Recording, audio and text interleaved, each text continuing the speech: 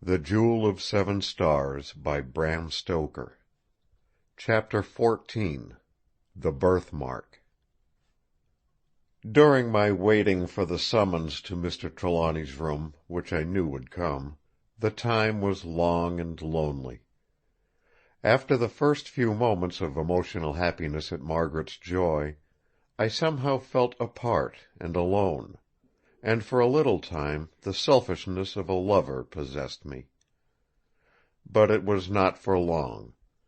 Margaret's happiness was all to me, and in the conscious sense of it I lost my baser self. Margaret's last words as the door closed on them gave the key to the whole situation, as it had been and as it was. These two proud, strong people, though father and daughter, had only come to know each other when the girl was grown up. Margaret's nature was of that kind which matures early. The pride and strength of each, and the reticence which was their corollary, made a barrier at the beginning. Each had respected the other's reticence too much thereafter, and the misunderstanding grew to habit. And so these two loving hearts, each of which yearned for sympathy from the other, were kept apart. But now all was well, and in my heart of hearts I rejoiced that at last Margaret was happy.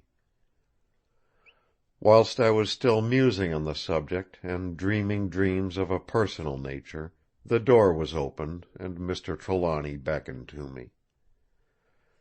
"Come in, Mr. Ross," he said cordially, but with a certain formality which I dreaded. I entered the room, and he closed the door again. He held out his hand, and I put mine in it. He did not let it go, but still held it as he drew me over toward his daughter. Margaret looked from me to him and back again, and her eyes fell.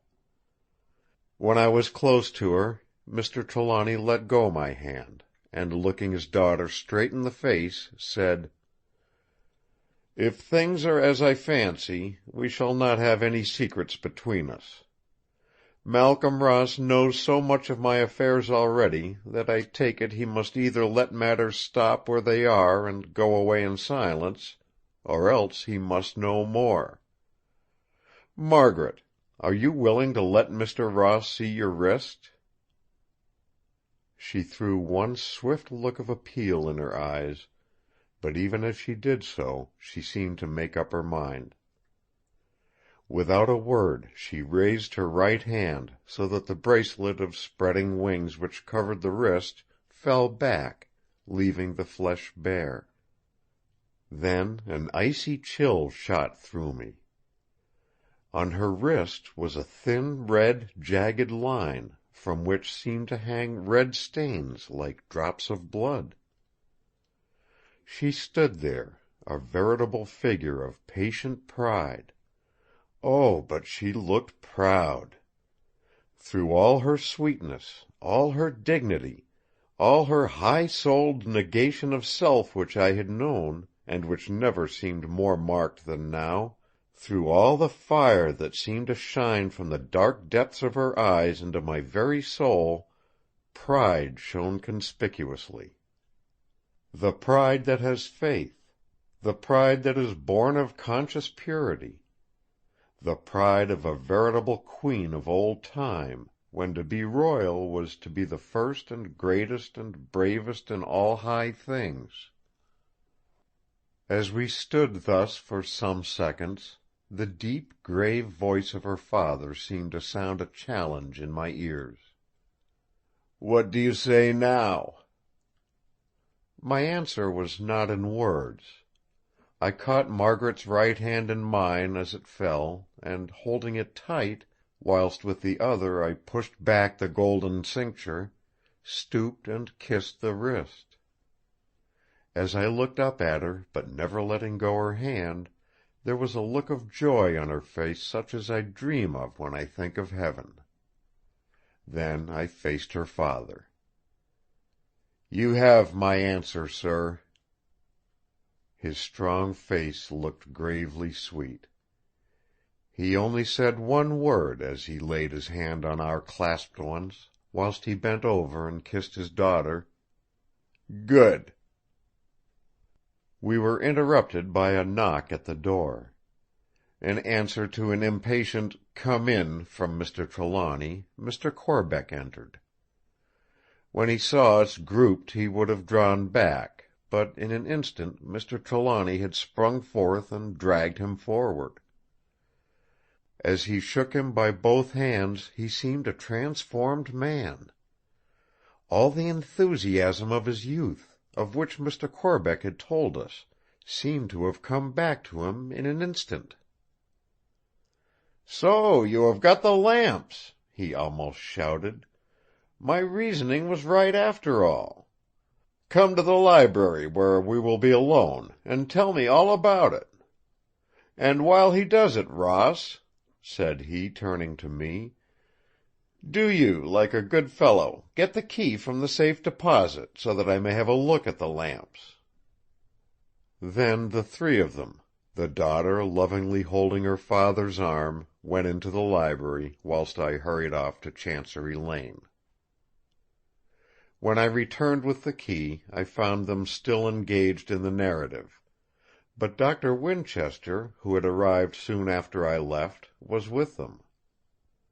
Mr. Trelawny, on hearing from Margaret of his great attention and kindness, and how he had under much pressure to the contrary steadfastly obeyed his written wishes, had asked him to remain and listen. "It will interest you, perhaps," he said, "to learn the end of the story." We all had an early dinner together. We sat after it a good while, and then Mr. Trelawny said: "Now I think we had all better separate and go quietly to bed early. We may have much to talk about tomorrow, and tonight I want to think." Dr. Winchester went away, taking, with a courteous forethought, Mr. Corbeck with him, and leaving me behind. When the others had gone, Mr. Trelawny said: "I think it will be well if you, too, will go home for tonight. I want to be quite alone with my daughter; there are many things I wish to speak of to her, and to her alone. Perhaps, even tomorrow, I will be able to tell you also of them; but in the meantime there will be less distraction to us both if we are alone in the house." I quite understood and sympathized with his feelings; but the experiences of the last few days were strong on me, and with some hesitation I said: "But may it not be dangerous? If you knew as we do—" To my surprise Margaret interrupted me. "There will be no danger, Malcolm. I shall be with Father." As she spoke she clung to him in a protective way. I said no more, but stood up to go at once. Mr. Trelawny said heartily: "Come as early as you please, Ross. Come to breakfast. After it you and I will want to have a word together." He went out of the room quietly, leaving us together. I clasped and kissed Margaret's hands, which she held out to me, and then drew her close to me, and our lips met for the first time. I did not sleep much that night. Happiness on the one side of my bed, and anxiety on the other, kept sleep away; but if I had anxious care, I had also happiness which had not equal in my life, or ever can have. The night went by so quickly that the dawn seemed to rush on me, not stealing as is its wont. Before 9 o'clock I was at Kensington. All anxiety seemed to float away like a cloud as I met Margaret, and saw that already the pallor of her face had given to the rich bloom which I knew. She told me that her father had slept well and that he would be with us soon. "I do believe," she whispered, "that my dear and thoughtful Father has kept back on purpose, so that I might meet you first, and alone." After breakfast Mr. Trelawny took us into the study, saying as he passed in, "I have asked Margaret to come too." When we were seated, he said gravely, "I told you last night that we might have something to say to each other. I dare say that you may have thought that it was about Margaret and yourself. Isn't that so?" "I thought so." "Well, my boy, that is all right. Margaret and I have been talking, and I know her wishes."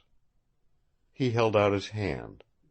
When I wrung it, and had kissed Margaret, who drew her chair close to mine, so that we could hold hands as we listened, he went on, but with a certain hesitation—it could hardly be called nervousness—which was new to me.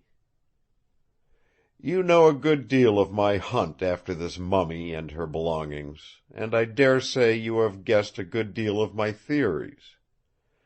But these, at any rate, I shall explain later, concisely and categorically, if it be necessary. What I want to consult you about now is this. Margaret and I disagree on one point. I am about to make an experiment, the experiment which is to crown all that I have devoted 20 years of research and danger and labor to prepare for. Through it we may learn things that have been hidden from the eyes and the knowledge of men for centuries, for scores of centuries. I do not want my daughter to be present, for I cannot blind myself to the fact that there may be danger in it, great danger, and of an unknown kind. I have, however, already faced very great dangers, and of an unknown kind, and so has that brave scholar who has helped me in the work. As to myself, I am willing to run any risk, for science and history and philosophy may benefit, and we may turn one old page of a wisdom unknown in this prosaic age. But for my daughter to run such a risk, I am loath. Her young, bright life is too precious to throw lightly away, now especially when she is on the very threshold of new happiness. I do not wish to see her life given as her dear mother's was." He broke down for a moment, and covered his eyes with his hands. In an instant Margaret was beside him, clasping him close, and kissing him, and comforting him with loving words. Then, standing erect with one hand on his head, she said, "Father! Mother did not bid you stay beside her, even when you wanted to go on that journey of unknown danger to Egypt, though that country was then upset from end to end with war and the dangers that follow war. You have told me how she left you free to go as you wished, though that she thought of danger for you and feared it for you is proved by this." She held up her wrist with the scar that seemed to run blood. "Now Mother's daughter does as Mother would have done herself." Then she turned to me. "Malcolm, you know I love you. But love is trust, and you must trust me in danger as well as in joy. You and I must stand beside Father in this unknown peril. Together we shall come through it, or together we shall fail, together we shall die. That is my wish, my first wish to my husband that is to be. Do you not think that, as a daughter, I am right? Tell my father what you think." She looked like a queen stooping to plead. My love for her grew and grew.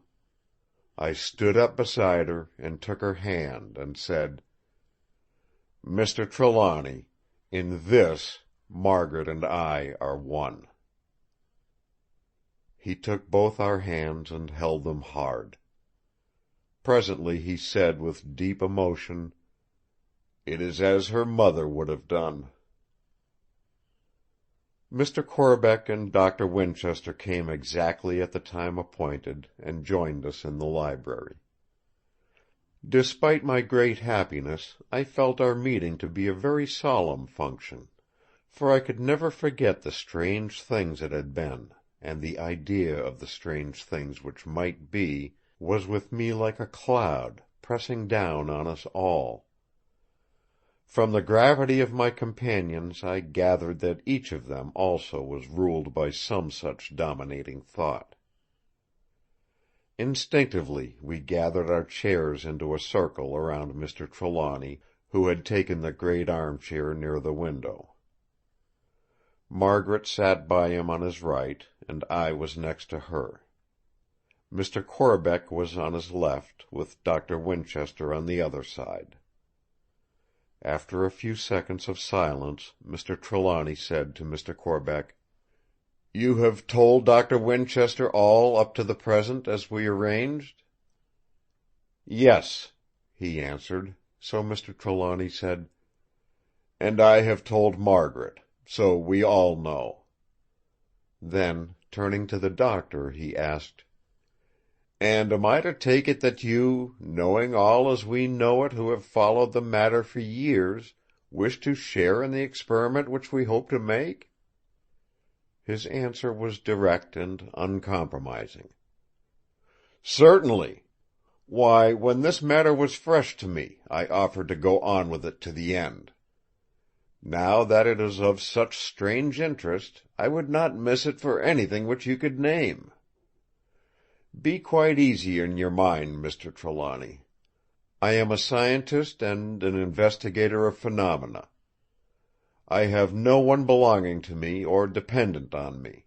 I am quite alone, and free to do what I like with my own, including my life." Mr. Trelawny bowed gravely, and turning to Mr. Corbeck, said, "I have known your ideas for many years past, old friend, so I need ask you nothing. As to Margaret and Malcolm Ross, they have already told me their wishes in no uncertain way." He paused a few seconds, as though to put his thoughts or his words in order, then he began to explain his views and intentions. He spoke very carefully, seeming always to bear in mind that some of us who listened were ignorant of the very root and nature of some things touched upon, and explaining them to us as he went on: "The experiment which is before us is to try whether or not there is any force, any reality, in the old magic. There could not possibly be more favorable conditions for the test, and it is my own desire to do all that is possible to make the original design effective. That there is some such existing power I firmly believe. It might not be possible to create, or arrange, or organize such a power in our own time, but I take it that if in old times such a power existed, it may have some exceptional survival. After all, the Bible is not a myth, and we read there that the sun stood still at a man's command, and that an ass, not a human one, spoke. And if the witch at Endor could call up to Saul the spirit of Samuel, why may not there have been others with equal powers, and why may not one among them survive? Indeed, we are told in the book of Samuel that the witch of Endor was only one of many, and her being consulted by Saul was a matter of chance. He only sought one among the many whom he had driven out of Israel, all those that had familiar spirits and the wizards. This Egyptian queen, Terah, who reigned nearly 2,000 years before Saul, had a familiar, and was a wizard too. See how the priests of her time and those after it tried to wipe out her name from the face of the earth, and put a curse over the very door of her tomb, so that none might ever discover the lost name? Aye, and they succeeded so well that even Manetho, the historian of the Egyptian kings, writing in the 10th century before Christ, with all the lore of the priesthood for 40 centuries behind him, and with possibility of access to every existing record, could not even find her name. Did it strike any of you, in thinking of the late events, who or what her familiar was? There was an interruption, for Dr. Winchester struck one hand loudly on the other as he ejaculated, "The cat! The mummy cat! I knew it!" Mr. Trelawny smiled over at him. "You are right. There is every indication that the familiar of the Wizard Queen was that cat which was mummied when she was, and was not only placed in her tomb, but was laid in the sarcophagus with her. That was what bit into my wrist, what cut me with sharp claws." He paused. Margaret's comment was a purely girlish one. "Then my poor Silvio is acquitted. I am glad." Her father stroked her hair and went on. "This woman seems to have had an extraordinary foresight. Foresight far, far beyond her age and the philosophy of her time. She seems to have seen through the weakness of her own religion, and even prepared for emergence into a different world. All her aspirations were for the north, the point of the compass whence blew the cool, invigorating breezes that make life a joy. From the first, her eyes seem to have been attracted to the 7 stars of the plough from the fact, as recorded in the hieroglyphics in her tomb, that at her birth a great aerolite fell, from whose heart was finally extracted that jewel of 7 stars which she regarded as the talisman of her life. It seems to have so far ruled her destiny that all her thought and care circled round it. The magic coffer, so wondrously wrought with 7 sides, we learn from the same source, came from the aerolite. 7 was to her a magic number, and no wonder, with 7 fingers on one hand and 7 toes on one foot. With a talisman of a rare ruby with 7 stars in the same position as in that constellation which ruled her birth, each star of the 7 having 7 points, in itself a geological wonder, it would have been odd if she had not been attracted by it. Again, she was born, we learn in the stele of her tomb, in the 7th month of the year, the month beginning with the inundation of the Nile. Of which month the presiding goddess was Hathor, the goddess of her own house, of the Antephs of the Theban line, the goddess who in various forms symbolizes beauty, and pleasure, and resurrection. Again, in this 7th month, which by later Egyptian astronomy began on October 28th, and ran to the 27th of our November, on the 7th day the pointer of the plough just rises above the horizon of the sky at Thebes. In a marvelously strange way, therefore, are grouped into this woman's life these various things. The number 7, the pole star, with the constellation of 7 stars, the god of the month, Hathor, who was her own particular god, the god of her family, the Antephs of the Theban dynasty, whose king's symbol it was, and whose 7 forms ruled love and the delights of life and resurrection. If ever there was ground for magic, for the power of symbolism carried into mystic use, for a belief in finite spirits in an age which knew not the living God, it is here. Remember, too, that this woman was skilled in all the science of her time. Her wise and cautious father took care of that, knowing that by her own wisdom she must ultimately combat the intrigues of the hierarchy. Bear in mind that in old Egypt the science of astronomy began and was developed to an extraordinary height, and that astrology followed astronomy in its progress. and it is possible that in the later developments of science with regard to light rays, we may yet find that astrology is on a scientific basis. Our next wave of scientific thought may deal with this. I shall have something special to call your minds to on this point presently.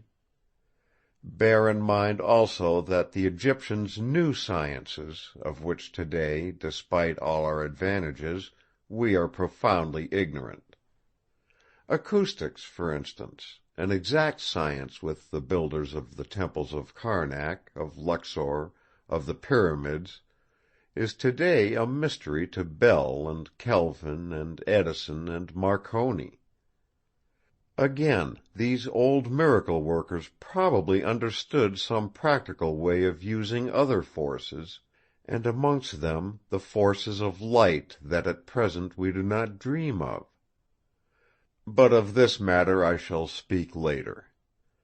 That magic coffer of Queen Tera is probably a magic box in more ways than one. It may, possibly it does, contain forces that we wot not of. We cannot open it. It must be closed from within. How, then, was it closed?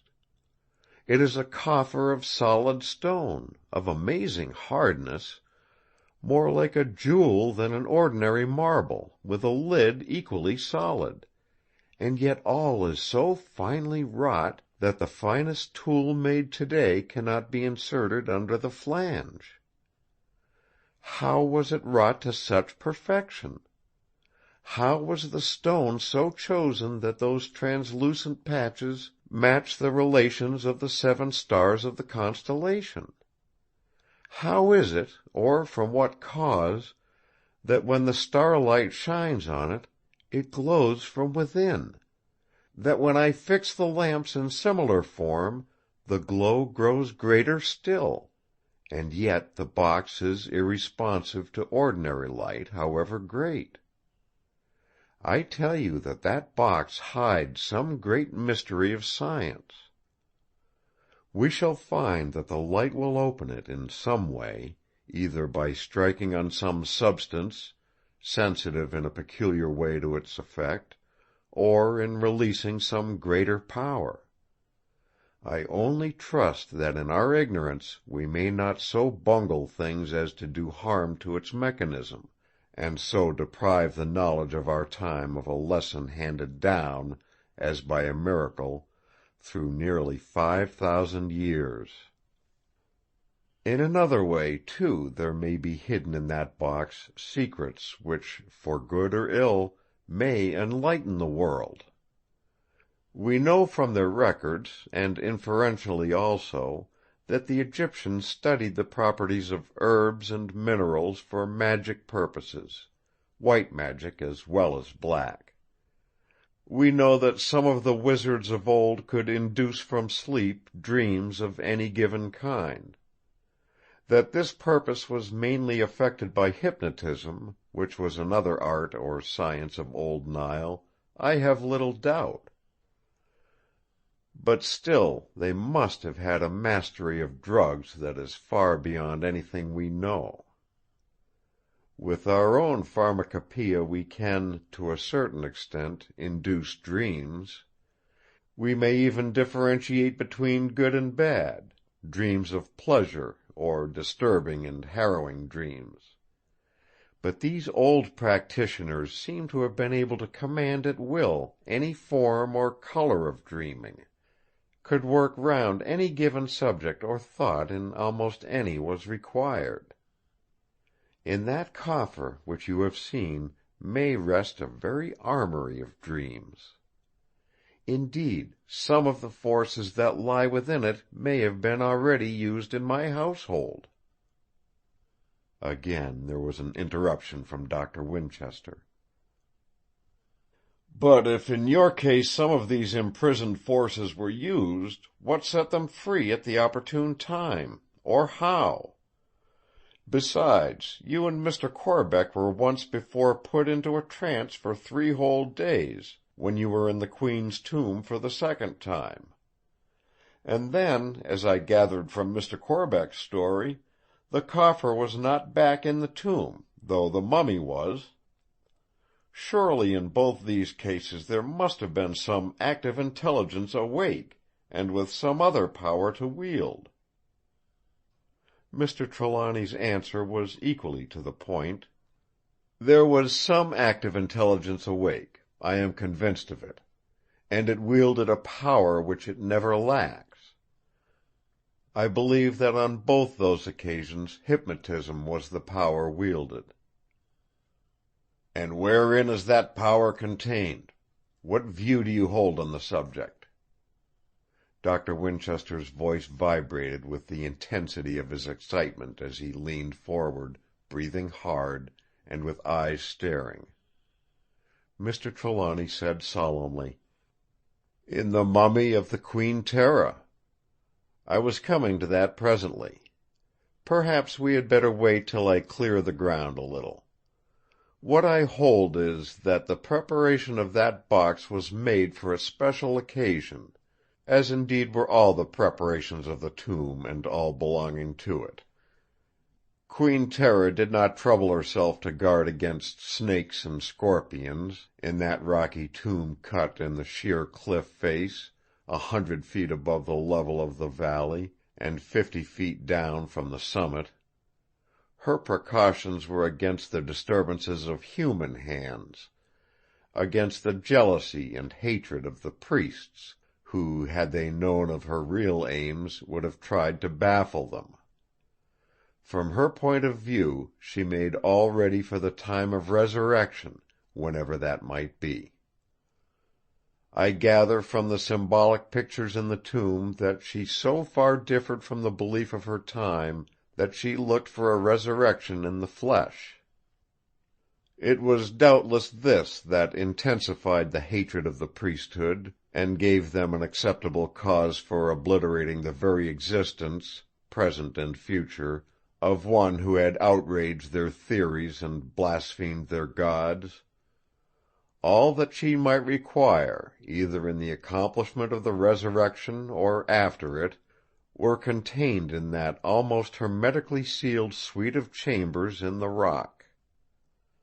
In the great sarcophagus, which, as you know, is of a size quite unusual, even for kings, was the mummy of her familiar, the cat, which from its great size I take to be a sort of tiger cat. In the tomb, also in a strong receptacle, were the canopic jars usually containing those internal organs which are separately embalmed, but which in this case had no such contents. So that, I take it, there was in her case a departure in embalming, and that the organs were restored to the body, each in its proper place, if, indeed, they had ever been removed. If this surmise be true, we shall find that the brain of the Queen either was never extracted in the usual way, or, if so taken out, that it was duly replaced, instead of being enclosed within the mummy wrappings. Finally, in the sarcophagus there was the magic coffer on which her feet rested. Mark you also the care taken in the preservance of her power to control the elements. According to her belief, the open hand outside the wrappings controlled the air, and the strange jewel stone with the shining stars controlled fire. The symbolism inscribed on the soles of her feet gave sway over land and water. About the star-stone I shall tell you later, but whilst we are speaking of the sarcophagus, mark how she guarded her secret in case of grave-wrecking or intrusion. None could open her magic coffer without the lamps, for we know now that ordinary light will not be effective. The great lid of the sarcophagus was not sealed down as usual, because she wished to control the air.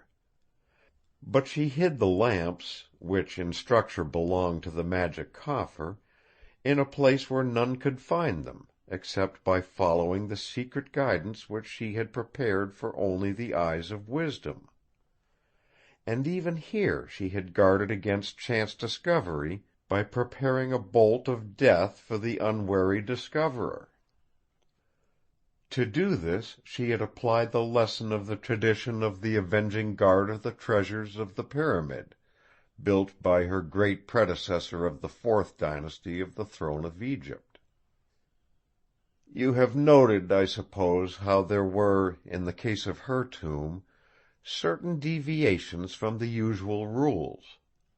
For instance, the shaft of the mummy pit, which is usually filled up solid with stones and rubbish, was left open. Why was this? I take it that she had made arrangements for leaving the tomb, when, after her resurrection, she should be a new woman, with a different personality, and less inured to the hardships that in her first existence she had suffered. So far as we can judge of her intent, all things needful for her exit into the world had been thought of, even to the iron chain, described by Van Hine, close to the door in the rock, by which she might be able to lower herself to the ground. That she expected a long period to elapse was shown in the choice of material. An ordinary rope would be rendered weaker or unsafe in process of time, but she imagined, and rightly, that the iron would endure. What her intentions were when once she trod the open earth afresh we do not know, and we never shall, unless her own dead lips can soften and speak. End of chapter 14. Recording by Roger Moline.